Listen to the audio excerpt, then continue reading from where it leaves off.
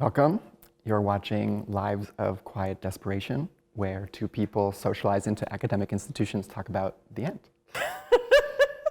The end? My name is Aaron Jacobs. I'm from the history department. This is Cogut Juni.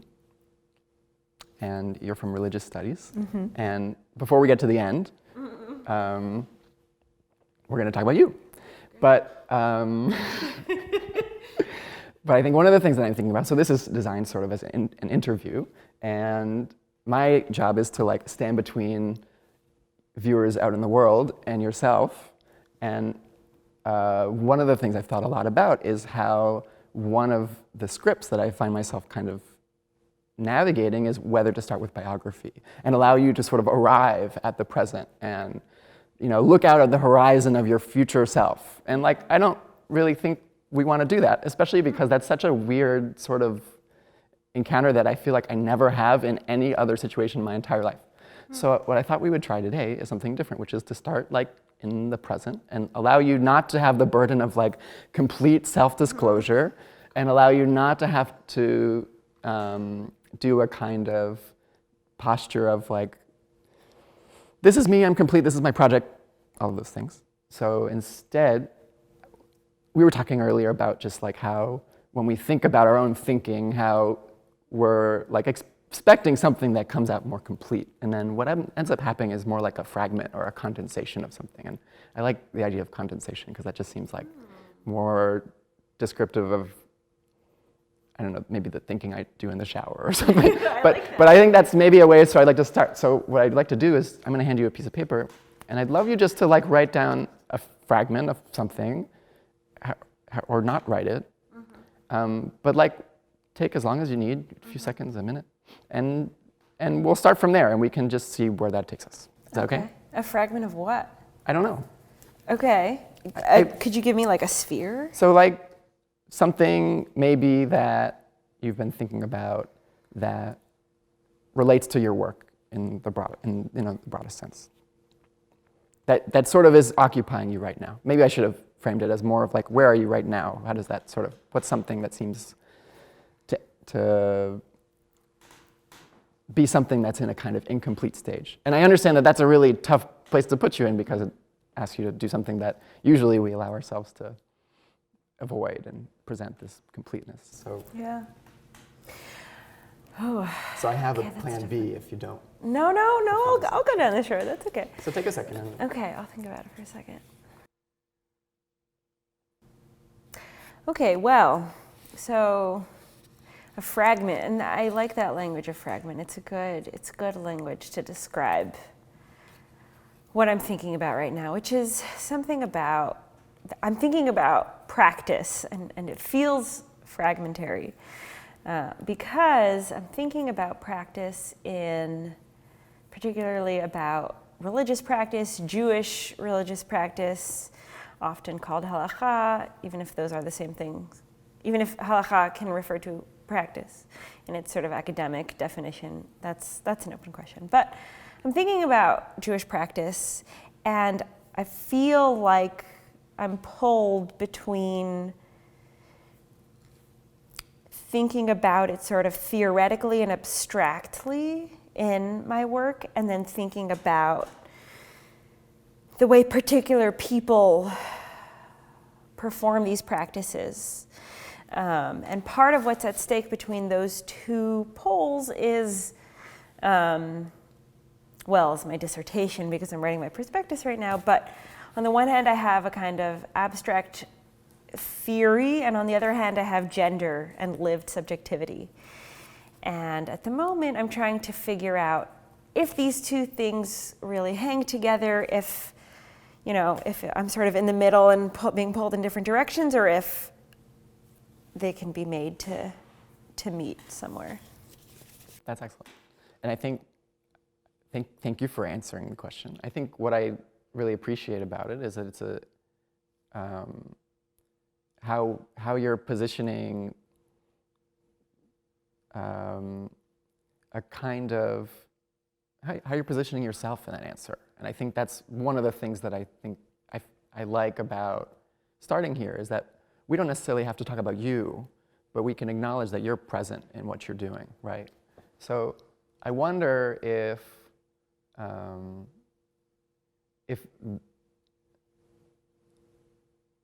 you're, when you're talking about practice, and you're talking, even just thinking about what that means to you as a sort of concept or just a phrase, how do you think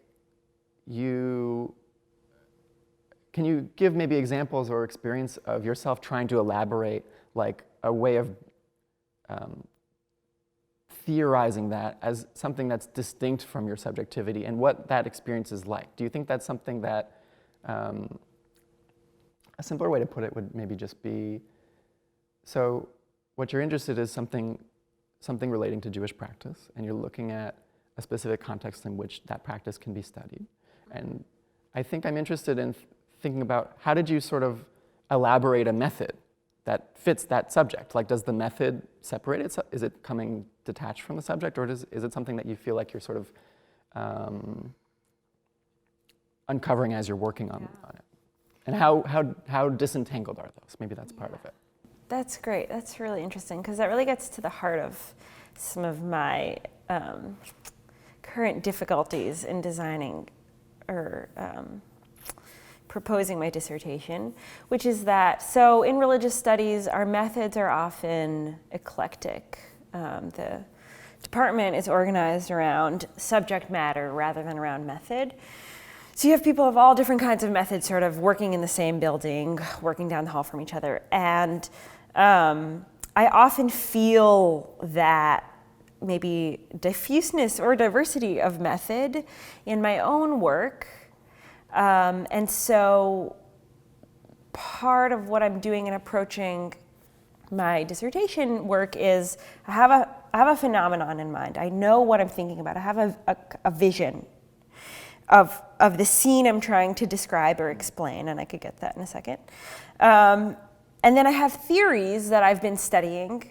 And so the vision is here and the theories are here, and it feels like sort of working from both ends to kind of think through the phenomenon I'm trying to explain, and also to think through the theories I'm trying to use. And it feels like, there are probably theories out there I don't know about yet.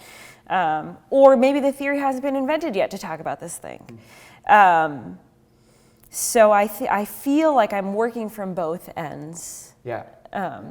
In trying to theorize sort of a real life phenomenon. That's excellent. Could you tell us a little bit more about your dissertation, and maybe that'll give us a space to see those together, or see the search for method in the same breath as the topic, and see how those fit together? Yeah. Let me think about this. So part of the confusion is that I kind of feel like I'm at a crossroads in pursuing my dissertation, and I need to make some decisions. But if I'm talking about practice, right? So one place to start in talking about Jewish practice, and I'm working in sort of broadly contemporary American Jewish religious practice, and I'm really talking more about Orthodoxy than any other denomination, because the sort of legalistic textual deliberations around practice seem to me really rich grounds for theorizing, and those are sort of the preponderance of those documents comes from an Orthodox context in the last 70 years or so. So I'm thinking about Orthodox, religious, Jewish practice in America. And one of the interesting riddles about Jewish practice, or what is known as halakha, is that it's often thought about as a legal sort of system or set of rules, practices. And what's interesting to me about that is, so for example, one of the texts I study is a responsum. So the rabbi is asked a question, and he engages in this extensive legal deliberation, and then he delivers his conclusion at the end of the deliberation. And actually, I should revise that. It's not really the end. He continues. There's a few more paragraphs about how people should do this practice. He's, permitting something that was previously forbidden. So he has to say, well, but if you don't want to use the leniency, it's good to be strict. That's okay. In fact, I myself am strict. And here's some other things you should think about in doing this. So it's not quite doesn't quite fit the paradigm of like an imagined like court decision, for example. There's a lot of other stuff involved. And then one of the interesting things about it is that he says people are actually doing this already. And he doesn't say that till the end, and he doesn't say it until he's decided it's okay, which is kind of interesting.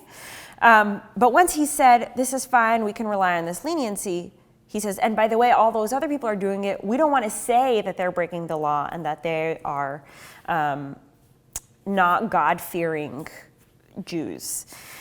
So part of the question here is what precedes what? Is it the practice that precedes the decision? Is it the decision that precedes the practice? And I think the sort of circularity or the spiral of that exchange between sort of legal, textual, propositional, we might say, deliberation, logic, broadly the realm of the mind, and then the sort of the bodily, the motions of it, the consumption, in this case it's the consumption of milk, by people in the community, those things are clearly entangled, and there isn't sort of a straight narrative of first this thing was permitted, or first this thing was forbidden, then the rabbi allowed it, then people started doing it. Like that doesn't seem to be how it works. So part of what is interesting to me is that the bodily and the mind are all kind of entangled, and what seems sort of intellectually okay is influenced by what is already done with one's body, and yet the authorization is still important in some way. The rabbi's authorization of this practice is important. So all of that is like one site where practice, Jewish religious practice, especially in this 20th century American context, is really interesting and entangled. And that's, one direction I could go in. That's great. So it sounds like what's fascinating about this is how you have this really flexible or even self-contradictory or just complicated sense of how the law operates. And there's even a sense of indeterminacy, like it's not even clear that it's one or the other, like what you're describing, whether the actions are preceding the kind of judgment or recommendation, or what was the term you used? I said authorization. Yeah, absolutely. Maybe this is a moment to think about you use the phrase in your writing, the halachic subject. Mm-hmm. And so I think I'd love you to talk a little bit more about how this gets us to thinking about questions of gender and who it is that is in conversation either textually or outside of the text, and how those are kind of referring or implicating one another. That's great. So okay, a key person for me to think with and against when I'm talking or thinking about the halachic subject is Joseph Soloveitchik, who wrote this essay in the mid-20th century, I'm forgetting the exact date at the moment, entitled The Halachic Man, in which his sort of projected ideal halachic subject, in which his projected ideal halachic subject is, thinks life, meaning, telos, through the kind of structures of the halacha. So your life cycle is dictated, your calendar is dictated, you're from morning to night and through the night until you wake up the next morning. All of these things are structured by, let's say, laws, for lack of a better word, or practices. And so for Soloveitchik, actually your emotions are mediated, are determined even by that structure. So you are happy on holidays when, there's a sort of we should be happy ethos, and even there are, I don't want to say rules because that feels too narrow, but there are sort of recommendations about things to do so that people can be happy on the holidays. Celebrate, for example, right? And he's sort of thinking about them as legal structures of a sort. And so all of one's kind of mental furniture gets gets like happens through these practices, through these laws. Now, part of what's key about the phenomenon of halachic man is that he's a man.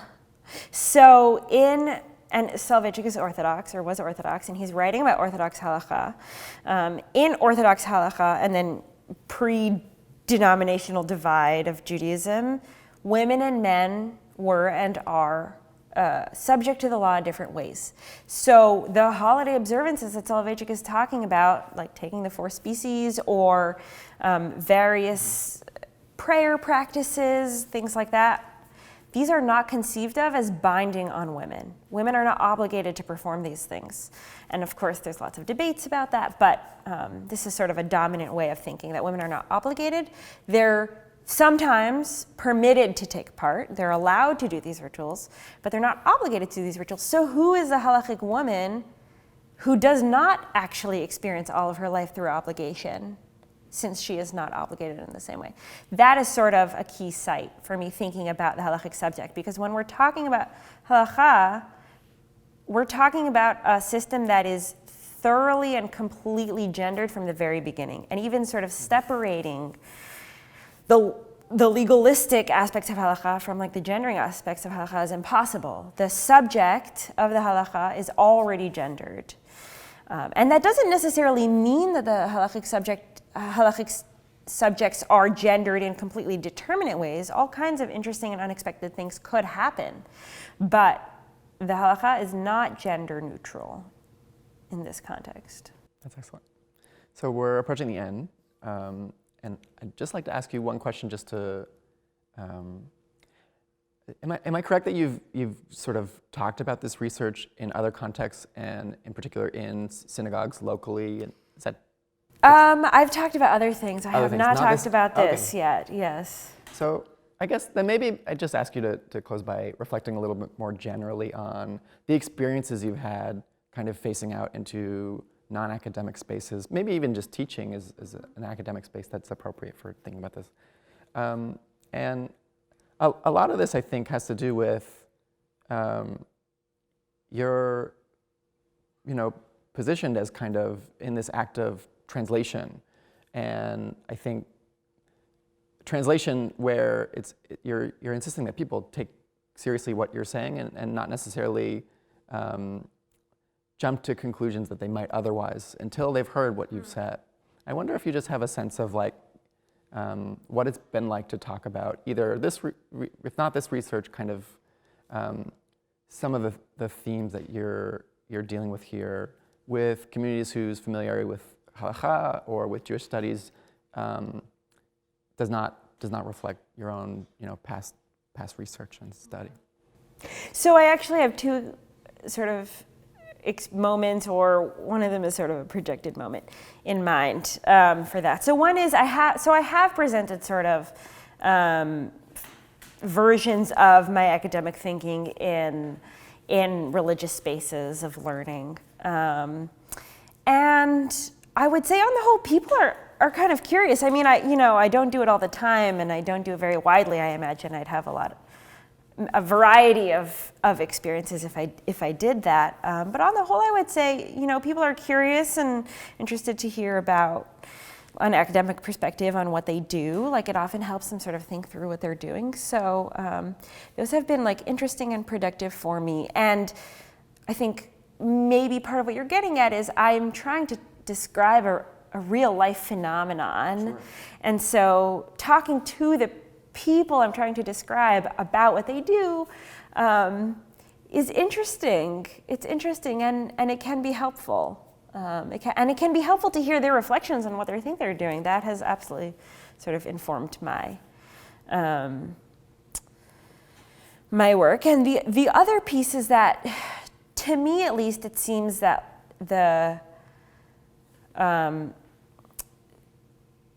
one of the spaces in which we'll see what happens when I kind of pursue this work, but I think in academic spaces, people sort of assume that Orthodox Judaism has the same sort of sex, gender, man, masculine, woman, feminine division, and that these spheres are completely separate because gender is so obviously and visibly marked on the bodies and communities of the way Orthodox Jews live. And I think it's more complicated than that. And so we'll see how that plays out if I'm sort of successful in convincing people that that's the case.